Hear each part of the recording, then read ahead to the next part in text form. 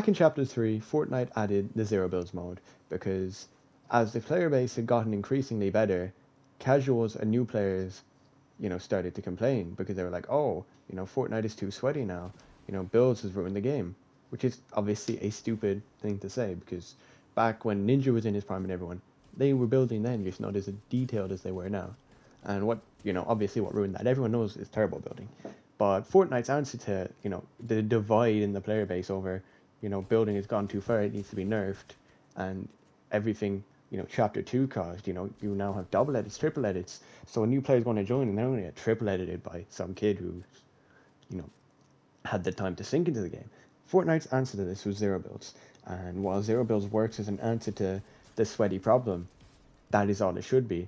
As much as I like to say zero builds deserves a ranked, it is inherently kind of flawed because in a casual mode where there's nothing to lose, it's grand.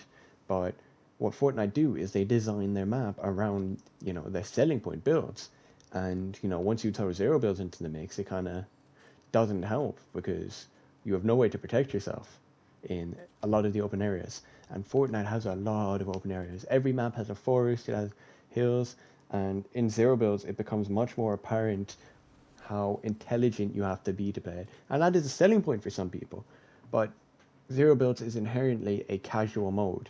So when you're adding ranked to a mode that was intended for the casual players, there's obviously a divide there. And this is a lot more shown in Reload because such a small map, you have 6 POIs and the rest is open areas. That gets to a point, and what the rank system for that is, and this is mostly going to be talking about Reload because that's what's in the background. That leads to a lot of camping and hiding and third partying, and that is both because of a result of rewarding placement a lot more than it should be. Kills should be a lot more rewarded in Reload specifically, and kills should always be rewarded in a ranked mode, especially when it is a shooter. Well, you wouldn't be killing anyone if it's not a shooter, unless it's a fighter, of course. But the point is, right? Inherently, kills need to be rewarded because that is kind of the main definition you have of skill. You could have a kid who doesn't get any kills but hides in a bush to the end, and you could have someone with 20 kills and gets to the end. There isn't really an indicator of skill unless you have kills, because to kill someone you have to get into a fight with them and outperform them, right? And it's a weird system for Reload, but again, Reload is a casual mode in most cases until Fortnite ruined the main mode, so it became the sweaty mode. But what makes such a system flawed for ranked is the fact that a ranked mode is always supposed to reward placement because you don't want people just mind-numbingly pushing. And there's a reason there's no zero build tournaments because unfortunately there'd be no way to fund them because a lot of the way that normal tournaments are funded are skins and FNCS because people watch that and they go, oh right, let me buy some skins, or let me buy the skin to support my favorite creator or my favorite team, or let me buy the FNCS pickaxe so my favorite Fortnite players get more money. And there's no zero builds FNCS, and the kind of point of that is zero builds ranked is going to get neglected for a very long time unless it's a change to the rank system overall. And a lot of people believe that just Fortnite ranked as a whole is flawed because realistically it is. They never seem to get it right because there was a point where kills meant nothing, and that's just not good in a shooter game because kills are a display of skill. And the problem with Fortnite is it's a goofy game, right? Realistically, its competitive scene was at its best originally before you had these new items every season that could destroy a box or just give you wall hacks. You have to find a divide between competitive and whimsical, and Fortnite adding ranked kind of messed that up because not only is the rank system run terribly, they had everything perfect with arenas, no one had any problems with that. You kind of can't do ranked without removing half of the objects of the season, so you have just the normal guns. And collaboration seasons ruin ranked, and they also ruin competitive because you get stuck with Star Wars guns, which no one liked for over a month. Any tournaments played during then are kind of cooked, right? But the main thing is, every game has to make a decision. Does it cater to the casuals or to the competitive?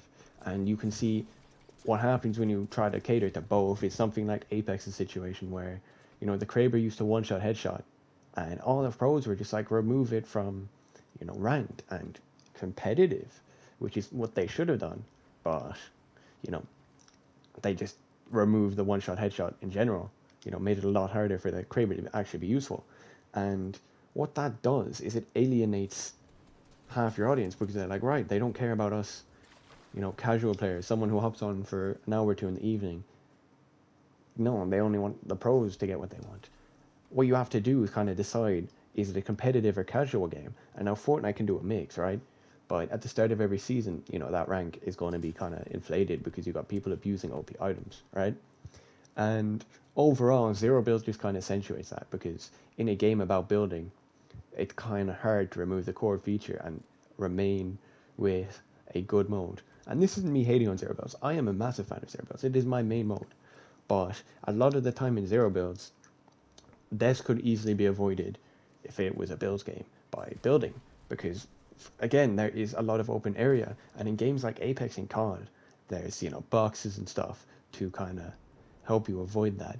But if you can only play a tree and everything can be destroyed, how are you supposed to survive then? Because it's just a matter of, are you smart enough to reposition somewhere where you can't get breaking down?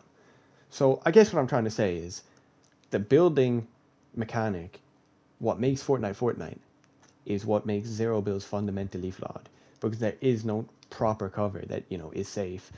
Someone just needs a minigun and it's gone, And it's catered to map design that works for builds. And when you have a map with, open area that's negated by the fact you're playing builds, take away the builds, what do you got? You got open area, you got someone on a hill, boom.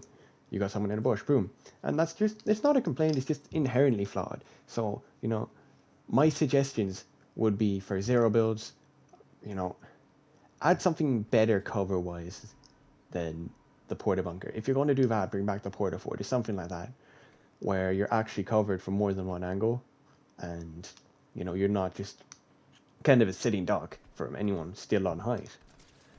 See how that works. Especially in reload, get rid of placement. You're going to be playing for kills now. Obviously, if someone dies, have that negate their rank points or whatever progress. But the problem with zero builds inherently is there's too much open area, and in a game catered to builds, if you take away the builds and don't do anything to fix that up, you're kind of cooked. But that's just my opinion on it. I've never really been one for a competitive thing. I just wanted to try and get Unreal for a video idea. But, it just led to this video, and I thought I'd voice my opinions, as a casual Fortnite player. But, yeah, I hope you guys enjoyed. Leave your own opinions, and I'll see you in the next one.